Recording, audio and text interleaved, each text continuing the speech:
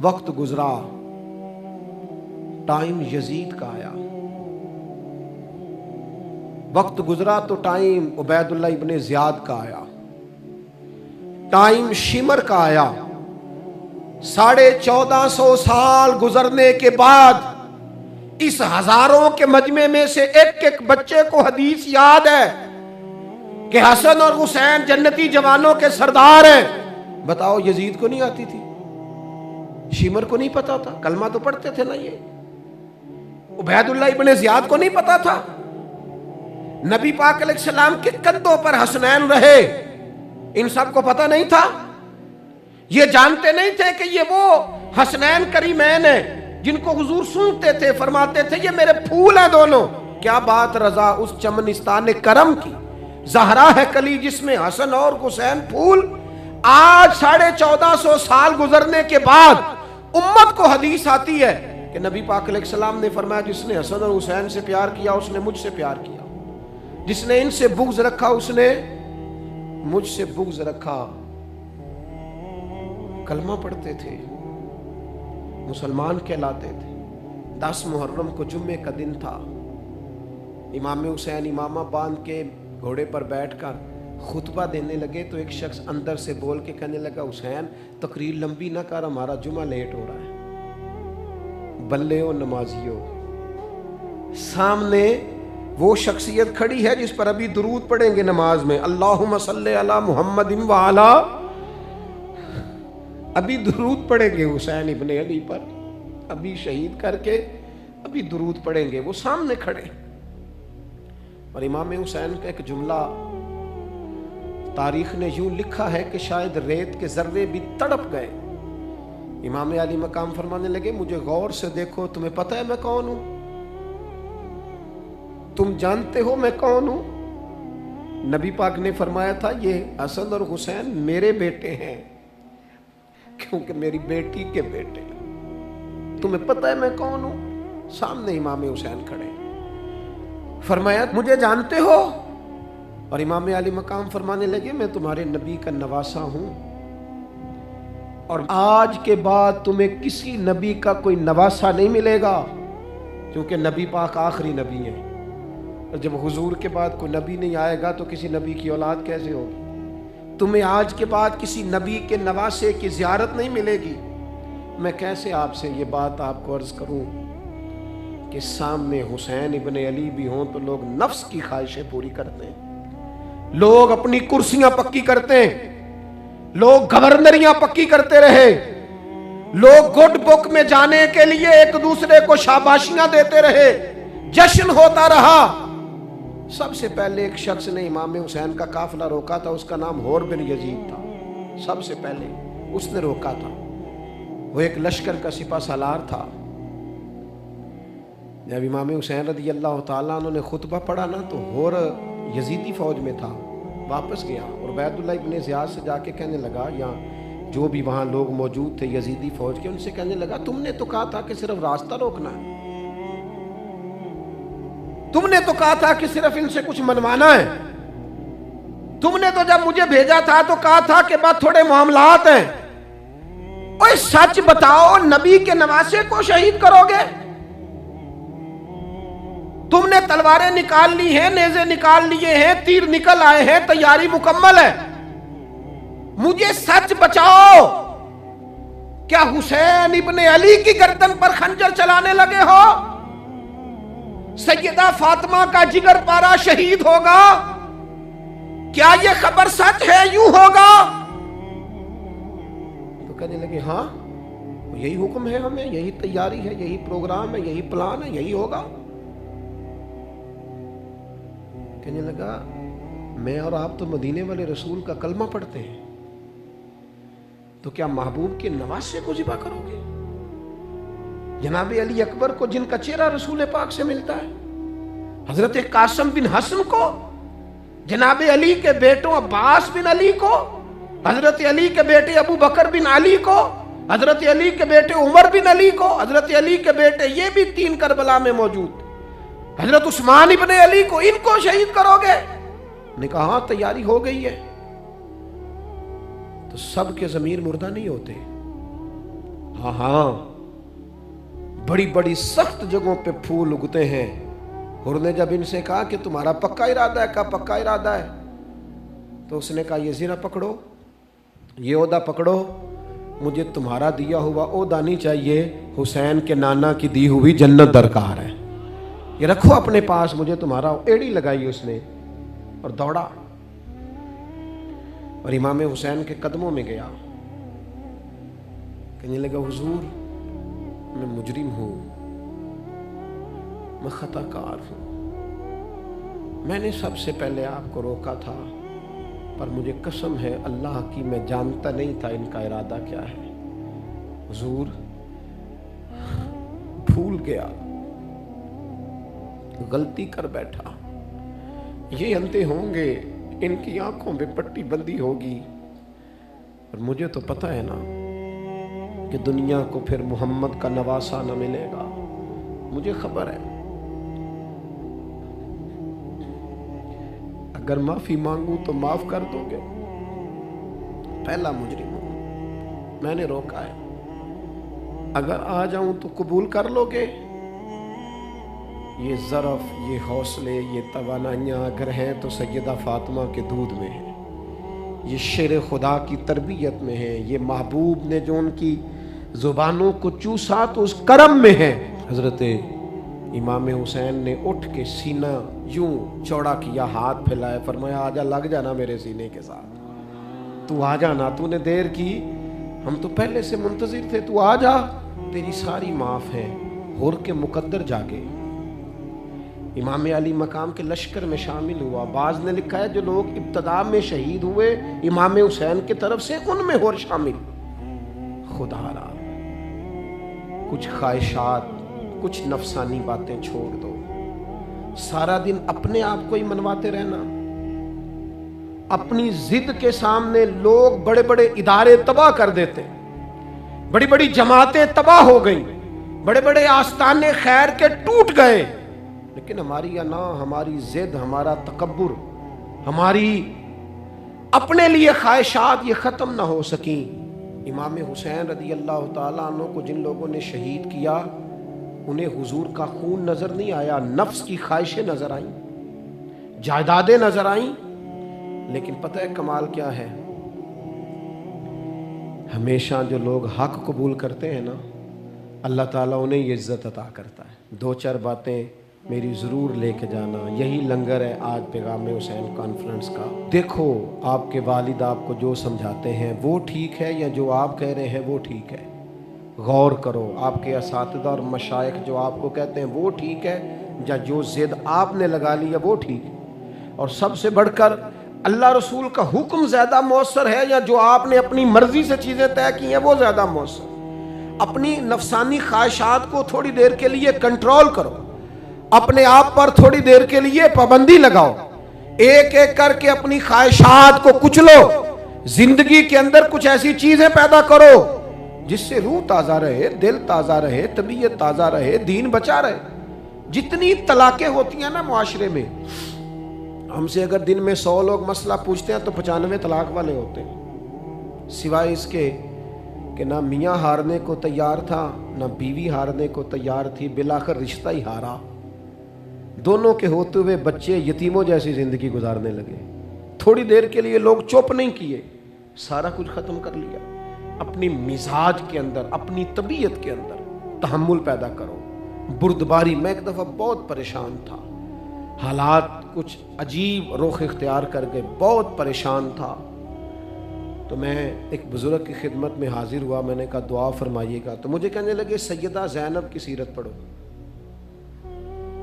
तो मैंने पहले दिन आके किताब खोली ना, तो दरबार दमिश्क में जो जनाब ज़ैनब ने कलाम फरमाया ना, इंसान टूट जाता है। लेकिन इंसान हक पे हो के अगर गला भी कटा लेना तो उसका मिजाज ताकतवर रहता है, रूह ताकतवर रहती है, उसे महसूस होता है कि मैं कमज़ोर नहीं पड़ा। यजीद ने जब कोई बात की ना दमिश्क के दरबार में, तो हज़रत ज़ैनब पीछे बैठी थी पर्दे के लोगों के दरमियान। उसने जब कोई बात की तो जनाब ज़ैनब वहाँ से उठ के, हमारी ख़वातीन हर बात पे रोती हैं, दुख हैं कि ख़त्म ही नहीं होते। जनाब ज़ैनब पीछे से उठी, पर्दे के पीछे से اور جب اپنی گرجدار آواز میں انہوں نے گفتگو شروع کی تو وہاں ایک نابینا بزرگ بیٹھے تھے جو مولا علی شیر خدا کی بارگاہ میں حاضری دیا کرتے تھے. جب سیدہ زینب نے خطبہ شروع کیا نا تو وہ بزرگ چونک گئے اور وہ نابینا تھے تو ساتھ والے آدمی کا گھٹنا ہلا کے کہنے لگے علی آ گئے دربار میں. علی کی آواز ہے, علی بول رہے ہیں دربار دمشق میں. وہ زینب کا خطاب منبر پہ علی بول رہے ہوں جیسے. علی آ گئے, وہ گرج آواز میں, وہ تنتنا, وہ دبدبا, وہ وزاداری, وہ ان کی بات میں صداقت. کانپ گئی ہر چیز دربار کی. اور امام زین العابدین بیمار بھی تھے, مسافر بھی تھے, پریشان بھی تھے, لیکن جب یزید سے انہوں نے کہا نا مجھے خطبہ دینے دیں تو چند منٹ گفتگو کی امام زین العابدین نے تو کہنے لگا اذان پڑھو جماعت کرائیں, اس لیے کہ ان کی باتوں میں وہ حق ہوتا ہے. میں دیکھتا ہوں ہماری سب کی اپنی اپنی خواہشیں ہیں, اپنے اپنے رویے ہیں, اپنا اپنا مزاج ہے. اگر لوگوں کو کسی جگہ بھی ملک کی ملی اور دینی پروگرام کے لیے جمع ہونے کو کہا جائے ہم تیار نہیں. کیا کیا جاتا ہے ہمارے ساتھ؟ ہمارے ضمیر اس لیے خریدے جاتے ہیں کہ ہم خواہشات کے بندے ہیں. الگ الگ کر کے کسی کو کہا جاتا ہے تیرا کاروبار چمک جائے گا, کسی کو کہا جاتا ہے تیرا وہ نظام ٹھیک ہو جائے گا. الگ الگ کر کے لوگوں کو خرید لیا جاتا ہے. لیکن اگر خواہشات تھوڑی ہو, اللہ کی رضا پر چلنے کا جذبہ زیادہ ہو تو میرے عزیز زندگی آسان ہو جائے گی. میں تو امام علی مقام رضی اللہ تعالیٰ نور یزید کے معاملے میں ایک ہی بات سمجھا ہوں, سب کو پتا تھا یہ حسین ابن علی, سب کو پتا تھا حق ان کے ساتھ ہے, سب جانتے تھے ان سے زیادہ عظمت کسی کی نہیں, لیکن اپنے نفس کی خواہشوں پر کنٹرول نہیں کر سکے. پوری امت کا اس وقت مسئلہ ضروریات کا نہیں, خواہشات کا ہے. 2 قدم پیچھے ہٹیں خواہشوں کے لیے, 4 قدم آگے بڑھیں دین کے لیے. 2 قدم پیچھے ہٹیں اپنی خواہشات کو چھوڑیں, 4 قدم آگے بڑھیں ملک کے لیے, ملت کے لیے. 2 قدم پیچھے ہٹیں اپنی خواہشات کو چھوڑیں, 4 قدم آگے بڑھیں نظریے کے لیے اور فکر کے لیے اور امام حسین کے پیغام کے لیے. آج میں آپ سے گزارش کروں گا, اگر انا بچاؤ گے تو روحانیت نہیں بچے گی, اگر نام بناؤ گے تو کام نہیں ہوگا. فاضل بریلوی نے کہا تھا بے نشانوں کا نشان مٹتا نہیں, ہمارا تو مٹتے مٹتے بھی نام ہو ہی جائے گا. اپنی زندگی سے نفسانی خواہشات کو نکال دو, ورنہ یہ بڑے بڑے فضیلت معاب لوگوں کے سامنے بھی کھڑی ہو جاتی ہے, بے ادب کرتی ہے, بندے کو یہ گستاخ بناتی ہے. معاذ اللہ, بڑی جگہ انسان زیادتیوں پہ. آج بھی کچھ لوگ کہتے ہیں فلاں آدمی اتنا نیک ہے تو پھر فلاں بندہ مخالفت کیوں کرتا ہے. میں نے کہا جو نبیوں کی مخالفت سے باز نہیں آئے, جو صحابہ کی مخالفت سے باز نہیں آئے, اہل بیت کی مخالفت, جو حسین ابن علی کے سامنے کھڑے ہو گئے, کوئی نیک آدمی کس کھاتے میں. اللہ کا قرآن کہتا ہے یجاہدون فی سبیل اللہ ولا یخافون لومۃ لائم ذالک فضل اللہ یؤتیہ من یشاء. کچھ لوگ اللہ کے راستے میں جہاد کرتے ہیں تو لوگ ان کی ملامت بھی کرتے ہیں, انہیں برا بھی کہتے ہیں, پر وہ کسی کی پرواہ نہیں کرتے. یہ ان پر اللہ کا فضل ہے, اور یہ فضل رب جسے چاہتا ہے اسے عطا کرتا ہے. آپ حضرات آج اس محفل سے یہ لنگر لے کے جائیے گا کہ کہیں میری روحانیت کے سامنے میری نفسانی خواہشات تو نہیں کھڑی ہو گئی. تھوڑا سا 2 قدم پیچھے ہٹنا ہے. ہم نے امام علی مقام سے فیض لینا ہے, امام حسین کی عظمتوں کو سلام کرنا ہے. سر اٹھا کے جینا چاہتے ہو تو امام حسین کا طریقہ اپنا لو, ان کے رستوں کے مسافر بن جاؤ. زندگی وقار کے ساتھ گزرے گی, خودداری کے ساتھ گزرے گی, عزت نفس کے ساتھ گزرے گی. میں نے قرآن مجید کے پہلے پارے میں سے ایک آیہ کریمہ کا کچھ حصہ تلاوت کیا ہے. اللہ کریم نے ارشاد فرمایا کہ فَكُلَّمَا جَاءَكُمْ رَسُولٌ بِمَا لَا تَهْوَىٰ, فرمایا تو کیا جب تمہارے پاس کوئی رسول وہ چیز لے کے آ جاتے ہیں جو تمہارے نفس کی خواہش نہیں. پیغمبر ایسی چیز تمہارے پاس لے آئے جن کو تمہاری خواہش, تمہارا نفس قبول نہیں کرتا. لا تہوی انفسکم مستکبرتم, جن کو تمہارا نفس قبول نہیں کرتا تو پھر تم تکبر کرتے ہو. تمہارے نفس پر وہ چیز گراں گزرتی ہے، تمہاری خواہش کے وہ چیز خلاف ہوتی ہے، تمہاری مرضی کے مخالف ہوتی ہے، پھر وہ تم اس سے تکبر کرتے ہو۔ فَفَرِيقًا كَذَّبْتُمْ، تو ایک گروہ ان میں سے انبیاء کو جھٹلاتا ہے، معاذ اللہ۔ ایک گروہ کیا کرتا ہے؟ نبیوں کو جھٹلاتا ہے، نبیوں کو، اور دوسرا اس سے بھی آگے بڑھ جاتا ہے، وَفَرِيقًا تَقْتُلُونَ، اور ایک گروہ ان کو شہید کر دیتا ہے۔ انبیاء کرام علیہم السلام کی جو تعلیمات ہوتی ہیں وہ کامل، اکمل اور مکمل ہوتی ہیں۔ انبیاء کرام علیہم السلام معصوم ہوتے ہیں۔ نبیوں میں معاذ اللہ نہ ظاہری طور پر کوئی نقص ہوتا ہے، نہ باطنی طور پر نقص ہوتا ہے۔ اللہ تعالیٰ انبیاء کرام علیہم السلام کو بڑے قبیلوں میں پیدا فرماتا ہے، ان قبیلوں میں جو اس دور کے اندر لوگوں میں بڑی قدر کی نگاہ سے دیکھے جاتے ہیں، ان میں نبی آتے ہیں۔ انبیاء کرام کو اللہ تعالیٰ حسن و جمال دیتا ہے، قد و قامت دیتا ہے، ان کو اللہ تعالیٰ پر وجیح چہرے دیتا ہے، کامل تعلیمات دیتا ہے۔ اور سب سے بڑی بات یہ ہے کہ انبیاء معصوم ہوتے ہیں، ان کے اندر کوئی نفسانی خواہش ہی نہیں ہوتی، نبی کوئی خطا کرتے ہی نہیں۔ کامل، مکمل، اکمل تعلیم نبی لے کے آتے ہیں۔ لیکن اللہ کا قرآن کہتا ہے کہ جب وہ چیزیں تمہاری نفس کی خواہش کے خلاف ہوتی ہیں، چیزیں بالکل مکمل ہیں، کامل ہیں، اکمل ہیں، نبی معصوم ہیں۔ عام آدمی اگر کوئی بات کرتا ہے تو اس کی بات میں نقص رہ جاتا ہے، کمزوری رہ جاتی ہے۔ کسی دانشور سے، کسی شاعر سے، کسی ادیب سے، کسی آپ جس نے اپنی دانش بینش کے حساب سے کوئی بات کی ہے، آپ اگر اس سے کوئی تربیت لیتے ہیں تو اس کی بات میں کمزوری رہ جائے گی، عام آدمی ہے۔ انبیاء کرام علیہم السلام کی تعلیمات جو ہوتی ہیں وہ ذاتی نہیں ہوتی، وہ وحی الہی کے ساتھ ہوتی ہیں، ان میں کمزوری کوئی نہیں ہوتی، نقص کوئی نہیں ہوتا۔ انبیاء کرام علیہم السلام خوبصورت ہوتے ہیں، نورانی ہوتے ہیں، یعنی کسی بندے نے معاذ اللہ ان سے کوئی ایسی چیز نہیں دیکھی ہوتی جس سے کہ قباحت پیدا ہو، نقص پیدا ہو۔ انسان دور ہٹے، انہیں اللہ تعالیٰ ظاہری، باطنی، مانوی حسن دے کے دنیا میں بھیجتا ہے، کیوں نہیں لوگ مانتے؟ 950 سال حضرت نوح علیہ السلام نے تبلیغ فرمائی، اور میرے بھائی 1.5 دن میں بندہ تھک جاتا ہے، اکتا جاتا ہے، ہف جاتا ہے، عام آدمی کی بات کر رہا ہوں۔ 950 سال تبلیغ کی، اور تبلیغ کرنے والا بندہ کامل ہے، مکمل ہے، اکمل ہے، درد مند ہے، سونا ہے، نہیں ماننے لوگ۔ کیوں؟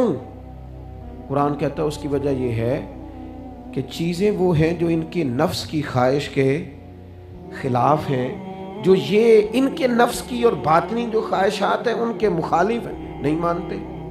حضرت موسیٰ کلیم علیہ السلام بنی اسرائیل کو نجات دینے کے لیے آئے تھے، راحت دینے کے لیے تشریف لائے تھے، لیکن آپ ان کے مطالبات دیکھیں کس قدر تکلیف دی۔ کبھی کہتے تھے نہیں مانتے جب تک اللہ کو اعلانیہ نہ دیکھ لیں، کبھی وہ کوئی مطالبہ لے کے آ جاتے، کبھی وہ پانی کا مطالبہ کرتے اور کہتے 12 چشمے الگ الگ چاہیے، کبھی وہ من و سلوہ کا مطالبہ کرتے، کبھی کہتے من و سلوہ تو آتا ہے پر ایک جیسا کھانا ہے، ہمیں تو الگ الگ چاہیے، وہ اجناس چاہیے جو زمین سے اگنی ہے۔ حضرت موسیٰ خوبصورت تھے، نورانی تھے، پروجی تھے، اور کمال یہ ہے کہ رب کے اتنے پیارے ہیں جن سے رب کلام فرماتا ہے، لیکن قوم ہے کہ تسلیم کرنے کو تیار نہیں، ماننے کو تیار نہیں۔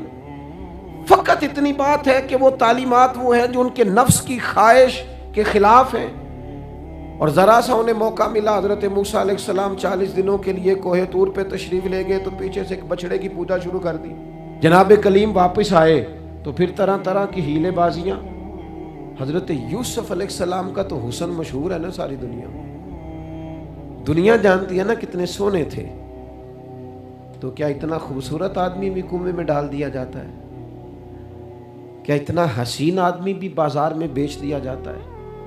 کیا اس قدر شخص جو ظاہری باطنی طور پر نورانی ہو، اس شخص پر بھی الزامات دھر کے جیل میں ڈال دیا جاتا ہے؟ مخلوق تو فنکار ہے اس درجہ کے پل بھر میں سنگے در کعبہ سے بھی اصنام تراشے، اور تم کون ہو، کیا چیز ہے داغے کبابی، لوگوں نے تو مریم پہ بھی الزام تراشے۔ حضرت مریم سلام اللہ علیہ پر بھی، اور جناب عیسیٰ جن کو اللہ نے کھلے معجزات دیے. کوئی ضرورت تھی کسی اور چیز کی؟ جو بچہ پنگوڑے میں کہہ رہا ہے انی عبداللہ، میں اللہ کا بندہ ہوں، کھلے معجزات اور وہ بھی پنگوڑے میں. لیکن قرآن کہتا ہے تعلیمات وہ تھیں کہ جو ان کی نفس کی خواہش کے خلاف تھی. لہذا نفس کی خواہش، وہ جو ایک جگہ پہ قرآن مجید نے کہا نا کچھ لوگوں نے نفس کی خواہش کو خدا بنا لیا، وہ چونکہ خواہشات نفسانیہ کے خلاف تھیں، نتیجہ اس کا یہ نکلا کہ ان لوگوں نے پیغمبروں، رسولوں، انبیاء، اللہ کے محبوب بندوں کو جھٹلا دیا، یہاں تک کہ قتل کر دیا. حضرت زکریا علیہ السلام جیسے لوگوں پر آرے چلا دی، شہادتیں ہو گئی انبیاء کی. وجہ کیا تھی؟ نفس کی خواہش کے خلاف تعلیمات تھی انبیاء کی، نہیں تسلیم کیا.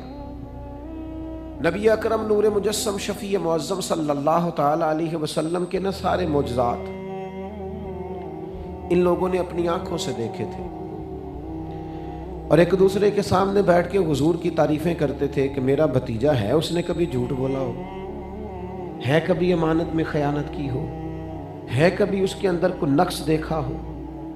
وہ تعریفیں، وہ خوبصورتیاں، وہ رعنائیاں. لیکن جب حضور نے اعلان نبوت کیا نا، اب وہ جو خواہشات نفسانیہ تھی نا، وہ جو باطن کے اندر خواہشات مچلتی تھی، میں سردار ہوں، میرے ڈھیر سارے غلام ہونے چاہیے، میں کسی کو اپنا داماد قبول نہیں کرتا لہذا بیٹی کو زندہ دفن کروں گا، میں یہ کیسے قبول کر لوں کہ غریب آدمی میرے برابر میں آ کے بیٹھ جائے، برادری کی اونچ نیچ کیسے چھوڑ دوں. کل تک کہہ رہے تھے آپ صادق ہیں، آپ امین ہیں، آپ حسین ہیں، آپ باوقار ہیں، ہر چیز بیان کر رہے تھے.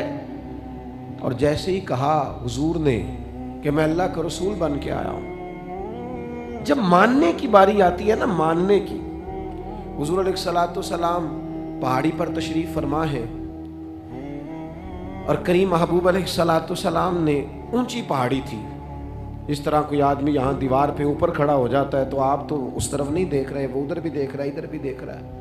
اونچی پہاڑی پر حضور کھڑے ہو گئے، اور کھڑے ہو کے فرمایا اگر میں تم سے کہوں کہ پہاڑی کے اس پار دشمن ہے اور وہ تیاری کر کے آ چکا ہے، تم پر حملہ آور ہو جائے گا، کیا میری بات مان لو گے؟ دیکھا نہیں تم نے، میں کہہ رہا ہوں دشمن ہے، تسلیم کرو گے؟ سارے مکے کے لوگ جمع تھے، کہنے لگے کیوں نہیں مانیں گے، آپ صادق بھی ہیں اور امین بھی ہیں، آپ کی زبان سے کبھی جھوٹ نکلا ہی نہیں. یہ خاص پیغام حسین کانفرنس میں عرض کرنا ہے آپ کو. بھئی میں اگر کہوں کہ اس طرف دشمن آ گیا ہے، تم نے نہیں دیکھا، میری زبان پر اعتبار کرتے ہو؟ یا رسول اللہ آپ صادق اور امین ہیں، آپ نے کبھی جھوٹ بولا نہیں، خیانت کی نہیں، 100% یقین ہے، مان لیں گے؟ یہ بات ماننے کو تیار ہیں، یہ بات تسلیم کرنے کو تیار ہیں کہ آپ صادق اور امین ہیں. تو حضور نے فرمایا جس زبان سے تم یہ ماننے کو تیار ہو نا کہ اس طرف دشمن کھڑا ہے حملہ کر دے گا، اس زبان سے یہ بھی مان جاؤ کہ میں اللہ کا سچا رسول بن کے آیا ہوں. آپ میری بات کو سمجھیں. تھوڑی دیر پہلے بیک وقت کہہ رہے ہیں بالکل آپ جو کہتے ہیں حق اور سچ ہے، اور اب جب کہا میں رسول ہوں مان جاؤ، تو معاذ اللہ تعالیٰ ابو لہب کہنے لگا آپ کے ہاتھ ٹوٹ جائیں، آپ نے ہمیں اس کام کے لیے بلایا تھا. طرح طرح کی بولیاں بولنے لگے. جب مفادات پر چوٹ لگتی ہے، جب خواہشات نفس کو چھوڑنا پڑتا ہے، جب ذرا اپنی طبیعت پر کچھ چیزیں بوجھ بنتی ہیں.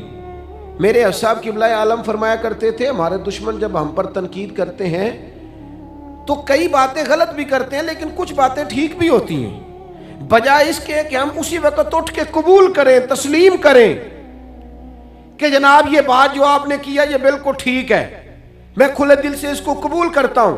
اتنی جرت کون کرے، اتنی ہمت کا مظاہرہ کون کرے؟ وہ چیزیں جو ہمارے نفس کی خواہش کے خلاف ہوتی ہیں ہم قبول کرنے کو تیار ہی نہیں ہوتے.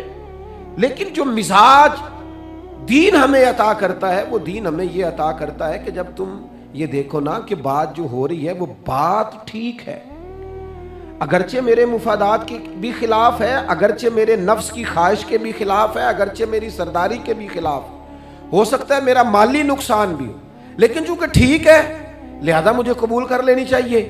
یہ جرت پیدا کریں اپنے دل کے اندر یہ طاقت پیدا کرے، یہ آج کا پیغام ہے۔ آپ دیکھیے حضرت فاروق اعظم رضی اللہ تعالیٰ عنہ نے مسئلہ بیان کیا، تو جناب فاروق اعظم رضی اللہ تعالیٰ عنہ نے اس مسئلے میں عورتوں کے مہر کے متعلقہ، جو حق مہر ہوتا ہے خاتون کا، اس کے متعلقہ جناب عمر نے کوئی مسئلہ بیان کیا۔ تو آپ جمعہ پڑھا کے باہر نکلے تو ایک خاتون کھڑی تھی دروازے پر، کہنے لگی امیر المومنین حد ہو گئی ہے، آپ عورتوں کو مہر لینے پر پابندی لگا رہے ہیں، اتنا لینا اتنا نہ لینا، اور اللہ رسول نے کھلی اجازت دی ہے جتنا مرضی لے لیں۔ اس خاتون نے دلائل پیش کیے۔ اب امیر المومنین کے سامنے ایک تو ہے کہ عام مرد کے سامنے عورت بات کرے تو لوگ قبول نہیں کرتے، اور 22 لاکھ مربع میل کا حکمران، اور جس کے بارے میں معروف ہے کہ ان کا درہ ہر وقت چلتا ہے۔ اس خاتون نے جناب عمر سے کہا کہ جناب مسئلہ یوں ہے، آپ نے یوں بیان کیا ہے۔ اب ارد گرد لوگ کھڑے تھے، کسی نے یہ نہیں کہا گستاخ معاذ اللہ تو کیا کہہ رہی ہے، امیر المومنین کے سامنے کلام کرتی ہے۔ بات حق تھی، کسی نے جرت نہیں کی۔ ایک شخص حضرت عمر سے کہنے لگے حضور آپ کچھ بولتے کیوں نہیں، کچھ تبصرہ کریں۔ فرمانے لگے بولنا کیا ہے، ایک مرد نے خطا کی ہے اور ایک عورت ٹھیک کہہ رہی ہے، اس کی بات درست ہے، میں کھلے دل سے قبول کرتا ہوں۔ نفس پر گرچہ چوٹ لگتی ہے اسے قبول کریں، کیوں حق کے معاملے میں حضرت صاحب بندے بڑے اچھے ہیں، قبلہ بڑے نفیس آدمی، اور جناب ان کی طبیعت بڑی اچھی ہے، تو پھر آپ قبول کر لیں ان کی بات کو۔ کہتے ہیں آپ دعا کریں میرے لیے میں قبول کر لوں، آپ دعا کریں میں ٹھیک ہو جاؤں۔ وہ خدا کے بندے جسے تو ٹھیک سمجھ رہا ہے اس کی بات کو قبول کر، اس بات کا قائل ہو جا، اس پر عمل کر۔ ہمارے مزاجوں میں وہ جو نفسانی خواہشات کا غلبہ ہے آج بھی پوری طرح وہ ہمیں اپنی لپیٹ میں لیے ہوئے، ہم سمجھنے کو تیار نہیں ہوتے۔ حق حق ہوتا ہے، اور جب حق واضح ہو جائے پھر نفسانی خواہشات کو نہ دیکھو۔ نفس ایک بچے کی طرح ہے، اس کی ایک بات مانو گے دوسری خواہش کرے گا، دوسری بات مانو گے تیسری خواہش کرے گا۔ اللہ کے محبوب علیہ السلام نے دعا فرمائی ہے، مسند امام احمد بن حنبل میں موجود ہے۔ حضور اللہ کی بارگاہ میں عرض کرتے ہیں تعلیم امت کے لیے، صرف ہمیں سمجھانے کے لیے، ورنہ تو معصوم عن الخطا ہے۔ محبوب اللہ کی بارگاہ میں عرض کرتے ہیں اے اللہ مجھے اس خواہش سے بچانا جو ایک اور خواہش میں مبتلا کر دے، اس خواہش سے بچانا جو خواہشات کے دروازے کھول دے۔ ہم اپنے نفس کو لے کر دین کے مقابلے میں کھڑے ہو گئے۔ میری برادری کہتی ہے کہ شادی میں ڈھول بجے گا، تماشا ہوگا، اور اللہ رسول کہتے ہیں کہ اس میں شریعت کا بول بالا ہوگا، پتہ چلے گا جیتتا کون ہے۔ میری اولاد کہتی ہے کہ اس راستے جانا ہے، رب رسول فرماتے ہیں اس راہ پہ جانا ہے۔ نفس کی خواہش اور ہے، اللہ رسول کا حکم اور ہے، ہم اس کو تسلیم کرنے کو تیار نہیں ہوتے۔ معافی مانگنی پڑ گئی ہے ایک بندے سے، ہماری جو بنائی ہوئی قبیلے اور برادریوں میں اونچ نیچ ہے اس کے حساب سے ہم بڑے قبیلے سے ہیں، وہ چھوٹی قبیلے سے ہم نے جو بنائی ہے، ورنہ تو قبیلے فقط تعارف کے لیے ہوتے، معذرت کرنی پڑ گئی ہے۔ لیکن کمال ہے ہمارے مزاج میں وہ پیدا ہو۔ اللہ رسول کو راضی کرنے کے لیے تھوڑی دیر اپنے نفس کو کچلے، ممکن ہے ایسا ہو، کرتے ہی نہیں ایسا، مزاج نہیں بنایا۔ ہمارے نفس کی خواہش کے مطابق اگر چلے پھر سارا، آپ یقین کریں لوگ استادوں کے پاس جا کے عزتیں اور پروٹوکول ڈھونڈتے ہیں، پیروں کے پاس جا کے عزتیں اور پروٹوکول ڈھونڈتے ہیں، ایسی جگہوں پہ جہاں پروٹوکول دینے کی باری تھی وہاں بھی لینے کے چکر میں پڑ جاتے۔ دینی کاموں میں اگر 4 لوگ ایک جگہ پہ اکٹھے کیے جاتے ہیں نا، یہاں دینی کام کر لو، تو وہاں جھگڑا شروع ہو جاتا ہے۔ دینی کام تو کرنا ہے پر آگے کون لگے گا، دینی کام تو کرنا ہے پر اس میں سربراہی کس کو ملے گی، دینی کام تو کرنا ہے اس میں نام کس کا ہوگا، اس میں بڑا قد کس کا شمار کیا جائے۔ اس طرح قومیں آگے بڑھتی ہیں۔ اہل حق اس طرح ہوتے ہیں، سب سے آگے اپنے نفس کو رکھا جائے اور پھر انسان کا انقلاب آ جائے، یہ کیسے ممکن ہے؟ حضرت ابو ذر غفاری، میں قربان اس شخص پر، سیدنا ابو ذر غفاری اس امت کے درویش فقیر، ایسا شخص جس کے بارے میں محبوب نے فرمایا زمین کے اوپر اور آسمان کے نیچے میرے ابو ذر سے سچا بندہ کوئی نہیں۔ اتنا بڑا آدمی زندگی فقر و فاقے میں گزار دی، اپنے مزاج پر طاری کر لی چیزیں کہ بس وہ سادگی جو ہمیں ہمارے رسول نے سکھائی ہے اسی میں رہنا ہے۔ حضرت ابو ذر غفاری گفتگو ہو رہی تھی، بات چیت ہو رہی تھی، جناب بلال حبشی رضی اللہ تعالیٰ عنہ کے ساتھ محب کلام تھے۔ حضرت بلال نے اپنے آپ کو سمجھا لیا تھا کہ میں دروازہ رسول کا گدا ہوں۔ کچھ لوگ نا غلام بے دام ہوتے ہیں، بے دام۔ ہمارے ہاں نا کچھ لوگوں کا پروٹوکول ہوتا ہے، اور کچھ لوگ ایسے ہوتے ہیں جو صبح سے لے کے شام تک جھاڑو دے رہے ہوتے ہیں، خدمتیں کر رہے ہوتے ہیں۔ میں آپ کو صحیح معنوں میں بتاؤں تو اصل حقدار وہ ہوتے ہیں لوگ، اصل ڈیوٹیاں ان لوگوں کی ہوتی ہیں۔ حضرت بلال حبشی نے طے کر لیا تھا کہ میں نے بس نوکری کرنی اور توجہ سے کرنی ہے۔ اور میں آپ کو دل کی بات بتاؤں، میں نے بڑے کیمرے دیکھے اپنی زندگی میں، میں نے بڑا کچھ دیکھا تھوڑے وقت میں۔ میں آپ سے عرض کروں، وہ بڑی مزیدار زندگی ہوتی ہے جس میں انسان تھوڑا پیچھے بیٹھا ہوا ہوتا ہے، جس میں نا بہت سارے کام ہیں۔ میں تھوڑے دن پہلے ایک جگہ جماعت کرانے کے لیے کھڑا ہوا، ایک صاحب نے جماعت کی ویڈیو بنانی شروع کر دی۔ بعد میں مجھے دوست بتانے لگے، وہ خدا کے بندے، عبادت تقریر میں کبھی رونا آ جاتا تھا، دعا میں رونا آ جاتا تھا، میں نے ضبط کرنا شروع کر دیا، چھوڑ دیا۔ لوگ آنسو بیچنے لگ جاتے، پیر صاحب رو پڑے۔ پیر صاحب کس بات پہ روئے؟ او خدا کے بندو، پیر کو معافی لے لینے دو اللہ رسول سے، اپنے لیے، اپنے سنگیوں کے لیے اللہ کے حضور اسے آنسو بہانے دو۔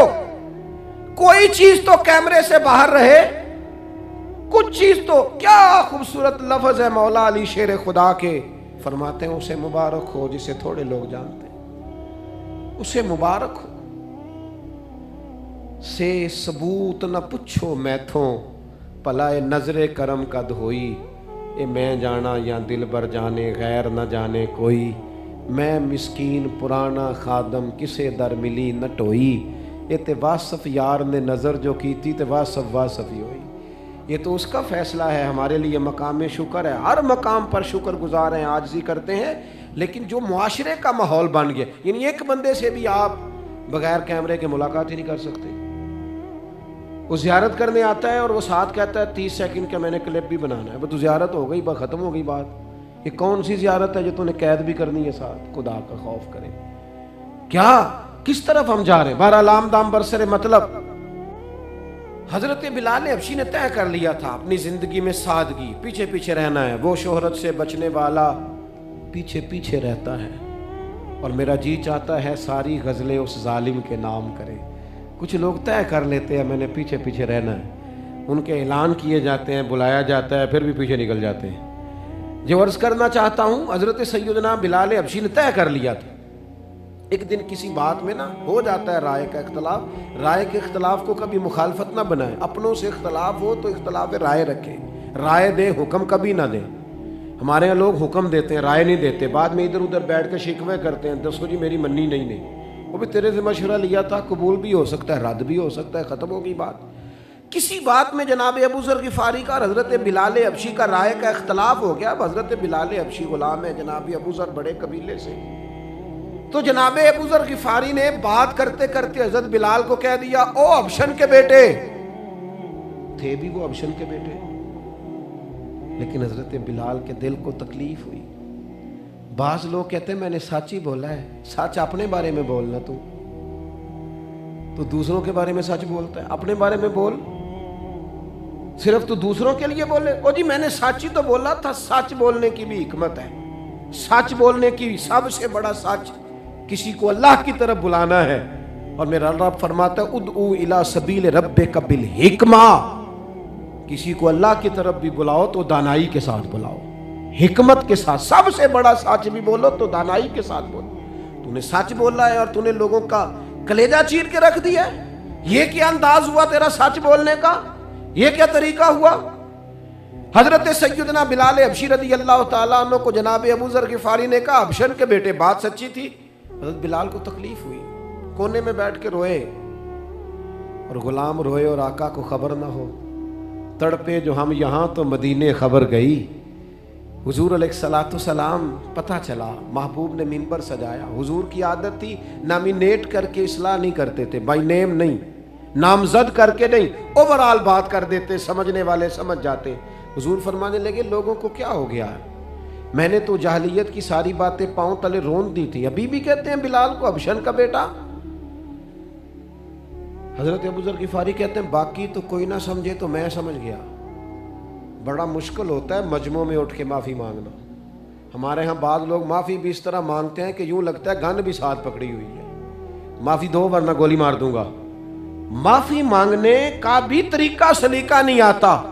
اور دنیا میں کچھ ایسے نفس پرست ہیں ان کو استادوں سے معافی مانگنے پڑی تو نہیں مانگ سکتے. مشائخ سے معافی مانگنے آتی ہے تو نفس کے بندے بن کے نفس کی غلامی کرتے ہیں, لیکن اپنی عزت کی جگہوں کو بھی درست نہیں کرتے. کتنا بڑا مجرم ہے جو باپ سے بھی معافی نہ مانگ سکے, جو ماں سے بھی نہ کہہ سکے میں غلطی کر گیا تھا. اتنی بڑی نفس پرستی.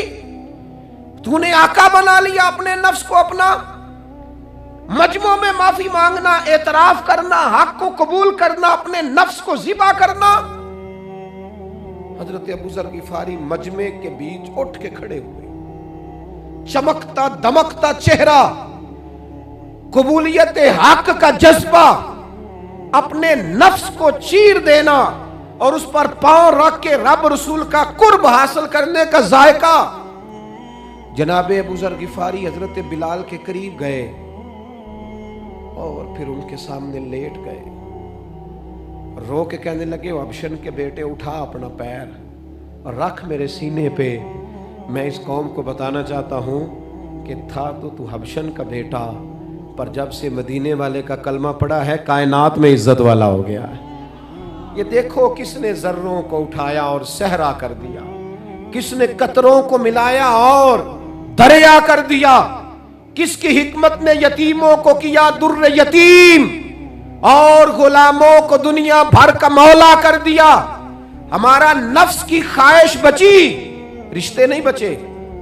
ہمارے نفس کی خواہش بچی, تعلقات نہیں بچے. نفس کی خواہشیں بچی, ہمارے اپنے نہیں بچے. نفس کی خواہشیں بچی, مال جمع ہوا, دیانتداری نہیں بچی, وعدوں کی پابندی نہیں بچی, تجوریاں بھر گئیں, روحیں اجڑ گئیں. بددیانتی سے رزق حرام سے کمایا ہوا مال, کاریں کوٹھیاں بنگلے بن گئے, باطن اجڑ گیا. اس لیے کہ نفس کی خواہش پوری کی. نفس کے سامنے اگر انبیاء کی بھی تعلیمات آئیں, لوگوں نے تکبر کیا, قتل تک کر دیا نبیوں کو, لیکن اپنے نفس کی خواہش کے خلاف جانے کو تیار نہ ہوئے. خدا را واپس آ جاؤ, خدا را. وقت آیا, یہ وقت بدلتا رہا, یہ دور تبدیل ہوتا رہا. لوگوں نے اپنی بادشاہیاں قائم کرنے کے لیے بڑے بڑے قتل کیے. ہلاکو خان نے انسانی کھوپڑیوں کے مینار بنائے. لوگوں نے بڑے بڑے ظلم کیے, جبر کیے, خوف اور ہراس پھیلایا. اپنے اقتدار پکے کرنے کے لیے بڑے بڑے جبر کیے. پھر کیا ہوا؟ ایسی ایسی بیماریاں لگی جن کے علاج ہی کوئی نہیں تھے دنیا میں. بھری ہوئی تجوریاں, پیسے باہر گر رہے ہیں, پر ڈاکٹر کہہ رہا ہے تیرا مرض ہی وہ ہے جس کا علاج ہی کوئی نہیں. اللہ تبارک و تعالیٰ کے قانون سے جب لوگ ٹکراتے ہیں پھر پاش پاش ہو جاتے ہیں. میرے بھائیوں, آج کی محفل کا سب سے پہلا پیغام آپ کی خدمت میں یہ عرض کرنا ہے کہ دین کو جب بھی سمجھنا ہے کتاب و سنت کی روشنی میں سمجھنا ہے. میں اپنے احباب کی خدمت میں یہ بات عرض کروں گا کہ آپ قرآن و حدیث کے طالب علم بنیں, تاریخ کے طالب علم نہ بنیں.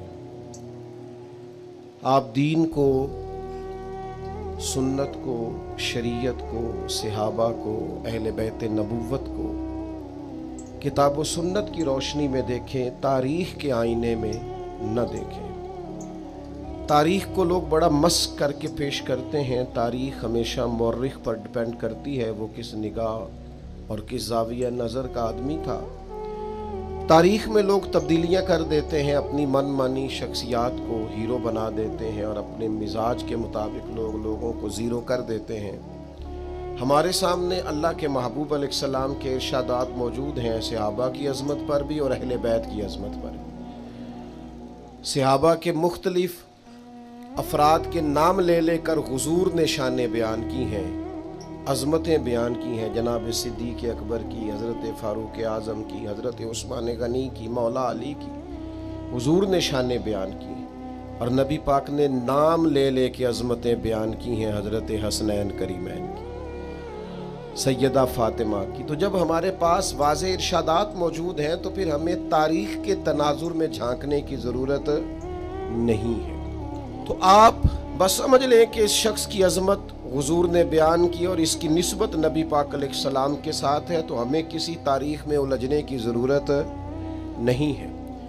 دوسری میں آپ کی خدمت میں یہ بات عرض کروں گا کہ ہم جو اہل السنہ ہیں، ہمارا اللہ کے فضل سے ایک تاریخی تسلسل ہے. ہماری اسناد بڑی مضبوط ہیں. ہمیں جن ذرائع سے دین پہنچا ہے وہ ذرائع بڑے مضبوط ہیں. ہم نے جہاں سے روایات لی ہیں وہ راوی بڑے مستحکم ہیں، بڑے ثقہ ہیں. ضرورت نہیں ہے آپ کو ادھر ادھر جھانکنے کی اور اس کی بھی بات سننے کی اور اس کی بھی بات سننے کی. آپ انہماک کے ساتھ ان اصولوں پر کاربند رہیں جو اصول ہمیں امام اعظم نے عطا کیے، حضور غوث اعظم جیلانی نے عطا کیے، جو قاعدے جو ضابطے ہمیں حضرت مجدد الفسانی نے دیے ہیں، اعلیٰ حضرت بریلوی نے دیے ہیں، پیر مہر علی شاہ نے دیے ہیں. الجھا نہ کریں بلا وجہ. تیسری میں آپ کی خدمت میں یہ بات عرض کرنا چاہتا ہوں کہ دین کو کبھی بھی اس طرح کا نہ بنائیں کہ وہ ہر وقت موضوع بحث ہی بنا رہے. ہمارے ہاں یہ جو رویہ بن گیا ہے نا کہ ہم نے کسی چیز کا لطف نہیں اٹھانا ہوتا، بس بحث کرنا ہوتی.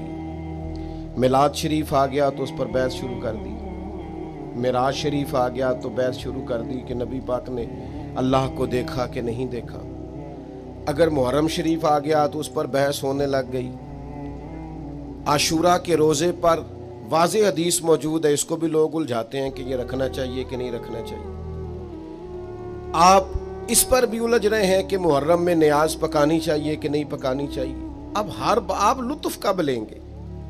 آپ دین کا ذوق کب لیں گے؟ ساری زندگی ابحاث کتنی ہوئی ہیں، کتنی ہو رہی ہیں، یہ ہوتی رہیں گی. آپ اس خاص لطف کی طرف بڑھیے، اس خاص ذائقے کی طرف بڑھیے، اس خاص شوق ذوق کی طرف بڑھیے. میں آپ کو ذاتی طور پر اپنی بات بتاتا ہوں کہ میں لطف لیتا ہوں. میں میلاد شریف کا بھی لنگر پکنے لگتا ہے تو دوستوں سے کہتا ہوں چاول بھی سونا بندوبست کرنا، اس کے لیے بزم بھی خوبصورت سجانا، آنے والوں کا اکرام بھی زیادہ کرنا. کوئی بھی آپ دین کا کام آ جائے تو آپ اس کا ذائقہ لیں. میں نے آپ کو اپنی والدہ محترمہ کی ایک دفعہ ایک بات عرض کی تھی. بہت امیر گھر نہیں تھا ہمارا، تو والد صاحب بڑی عید پہ ایک چاول کا توڑا لے آئے. تو چاول بڑے اچھے تھے. تو یہ چاول اب تو نہیں مجھے پتا زیادہ رہا، لیکن عموماً دیہاتوں میں یہ ہوتا تھا کہ بطور سیمپل کلو 2 کلو چاول آیا کرتے تھے. تو گھر والے پکا کے دیکھتے تھے کہ اگر ٹھیک ہے تو پھر یہ منگوا لیتے ہیں. تو وہ چاول پہلے پاس کرائے گئے، پھر وہ چاول خریدے گئے. تو وہ ایک آدھ دفعہ گھر میں پکے تو اس کے بعد وہ پکے نہیں، اور کوئی چاول پکنے لگے. تو والد صاحب والدہ سے کہنے لگے وہ چاول کدھر ہیں جو میں لایا تھا، یہ کون سے پکا کے ہمارے سامنے رکھ دیے. تو یہ سادے لوگوں کا لطف لینے کا طریقہ ہے.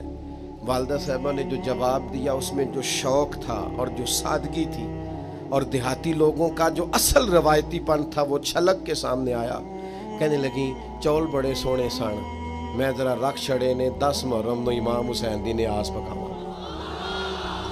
یعنی وہ اپنے بچوں کے لیے نہیں ہے، وہ حضور کی اولاد پر قربان کرنے کے لیے وہاں پیش کریں گے. یہ والا ذائقہ، یہ والا لطف، یہ والا سرور آپ اپنی زندگی میں حاصل کریں. ساری زندگی بحث میں گزار دینی. چوتھی بات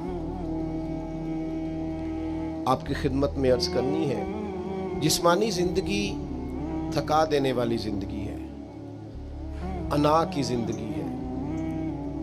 یہ عزت اور شہرت اور انا پرستی اور مختلف بتوں کے معاذ اللہ پرستش کی زندگی ہے، تکبر کی زندگی. فلاں ہوتا ہوں میں، فلاں ہوتا ہوں میں، فلاں ہوتا ہوں. یہ جو روحانی زندگی ہے نا، یہ عشق والی زندگی، یہ ذرا ذوق والی زندگی. اس میں نا تھوڑا سا انسان تازہ دم رہتا ہے، اس میں اس کی کیفیات مضبوط رہتی ہیں. یہ جو پیار ہے نا، محبت ہے، وہ اقبال کہتے ہیں کہ یہ جو حضرت ابراہیم علیہ السلام کا آگ میں جانا ہے نا، یہ بھی عشق ہے، اور یہ جو امام حسین کا کربلا جانا ہے یہ بھی عشق ہے۔ فرماتے ہیں صدق خلیل بھی ہے عشق اور صبر حسین بھی ہے عشق۔ یہ دراصل عشق ہے، وارفتگی ہے۔ اپنے اندر نہ یہ سارا دن خشکی نہ پیدا ہونے دیا کریں، یعنی میرا مطلب ہے کبھی کوئی کچھ کہہ بھی گیا ہے تو پھر مثلاً کیا ہو گیا ہے، کیا مطلب سارا ذوق خراب کر لیں، سارا لطف خراب کر لیں، اپنی کیفیات کو گڑبڑ نہ ہونے دیں۔ یہ سارا عشق ہے، اس عشق کا لطف لیں۔ پانچویں بات آپ کی خدمت میں یہ عرض کرنی ہے کہ جو بڑے ہوتے ہیں نا، بڑے، ان پر بحث نہیں ہوتی، ان کی غلامی ہوتی ہے، بڑوں کی فرما برداری ہوتی ہے، بڑوں پر بحث۔ آپ فرسٹ ایئر میں گئے کالج میں، یا آپ درسیات میں درس نظامی میں داخل ہوئے ہیں، پہلے دن آپ کے استاد صاحب آئے ہیں کالج میں، اسکول میں، مدرسے میں، کسی جگہ بھی، سمجھ لیں اردو کے ٹیچر آ گئے، انہوں نے آ کے کہا کہ نکالو کتابیں، سبق پڑھیں۔ تو اب شاگرد کہنے استاد جی ہم نے نہیں پڑھنا، پہلے آپ یہ بتائیں کہ آپ ایم اے اردو ہیں،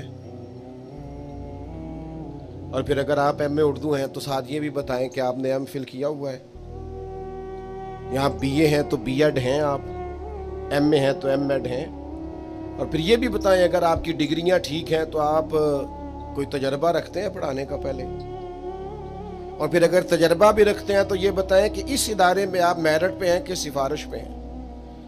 تو یہ سارے سوال اگر شاگرد پوچھے تو استاد جواب دے گا؟ کیوں جی غلط سوال ہے، غلط سوال ہے، سوال تو ٹھیک ہیں پر یہ شاگرد کے نہیں بنتے، سوال درست ہے۔ یہ ادارے کا پرنسپل کرے نا آنے والے سے کہ آپ کی تعلیم کیا ہے، آپ کی ڈگری کیا ہے، یا ادارے کی مینجمنٹ کرے، یا کوئی ایسا شخص جس کی ڈیوٹی لگائی گئی ہو۔ شاگرد اگر یہ سوال کرے تو اسے جوتے پڑیں گے کہ تو بڑا بدتمیز ہے، نالائق ہے، تیرا کام پڑھنا ہے تو کتاب کھول، میں پڑھانا چاہتا ہوں، میں کوئی بھی ہوں، جب اس کمرے میں مجھے بھیجا گیا ہے تو بطور استاذ بھیجا گیا ہے، سمجھ لیں آپ، بلا مثال و بلا تشبیہ۔ ہمیں نبی پاک علیہ السلام نے کہا ہے میں نے نہ یا تربیت کر کے تمہیں لوگ دیے ہیں، یہ صحابہ اور اہل بیت تمہیں تربیت کر کے دیے ہیں، الصحابی کالنجوم، میں نے انہیں ستارے بنایا ہے، تم جس کی بھی پیروی کرو گے اللہ تمہیں ہدایت عطا فرمائے گا۔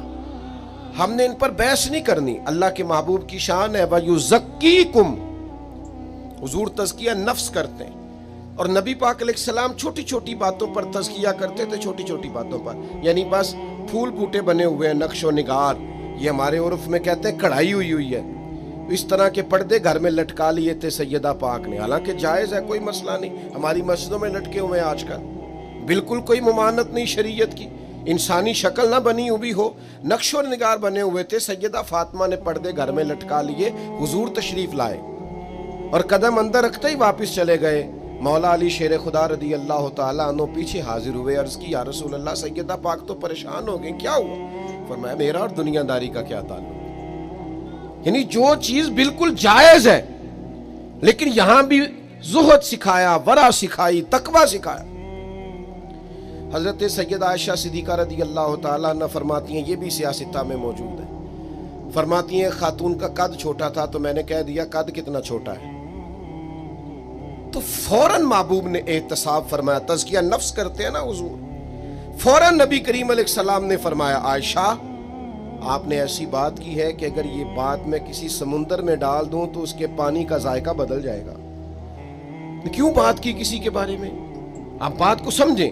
آج بڑا مسئلہ کیا ہے ہمارا، بڑی جلدی لوگ صوفی ہو جاتے ہیں، بڑی جلدی لوگ عالم ہو جاتے ہیں، بڑی جلدی ان کی عزت ہو جاتی ہے، بڑی جلدی وہ ناراض ہونے لگ جاتے ہیں۔ اچھا بہت ساری باتیں ایسی ہوتی ہیں جو ان کے حق میں ٹھیک ہو رہی ہوتی، میرے حضرت صاحب قبلہ عالم رحمت اللہ علیہ فرمایا کرتے اپنے دشمنوں کی باتیں غور سے سنا کرو، وہ تمہاری غلطیاں ڈھونڈ ڈھونڈ کے لاتے ہیں۔ دوستوں سے زیادہ دشمنوں کی سنا کرو، اپنوں سے زیادہ بیگانوں پر غور کیا کرو، وہ کیا کہتے، وہ تلاش کر کے لائیں گے تمہارے اندر کوتاہیاں کہاں پائی جائے، تمہیں اصلاح کا موقع ملے گا۔ تو صحابہ کا تزکیہ کر کے، تیار کر کے ایک جماعت ماڈل بنا کے حضور نے ہمیں دی۔ عقائد میں تقلید نہیں ہوتی، تقلید مسائل فقہ میں ہوتی ہے۔ عقائد میں ہم امام اعظم کے کہنے پہ اللہ رسول کو نہیں مانتے، عقائد میں تقلید نہیں، لیکن صحابہ کا ایمان معیار ایمان ہے، اہل بیت کا ایمان معیار وَإِذَا قِيلَ لَهُمْ آمِنُوا كَمَا آمَنَ النَّاسُ، جب ان سے کہا جاتا ہے اس طرح ایمان لاؤ جس طرح یہ لوگ ایمان لائے ہیں، صحابہ اور اہل بیت، تو ہم نے ان پر بحث نہیں کرنی، ہم نے ان سے سیکھنا ہے۔ سمجھ آ گئی ہے میری باتوں کی؟ یہ میری 5 باتیں انشاءاللہ یاد رہیں گی۔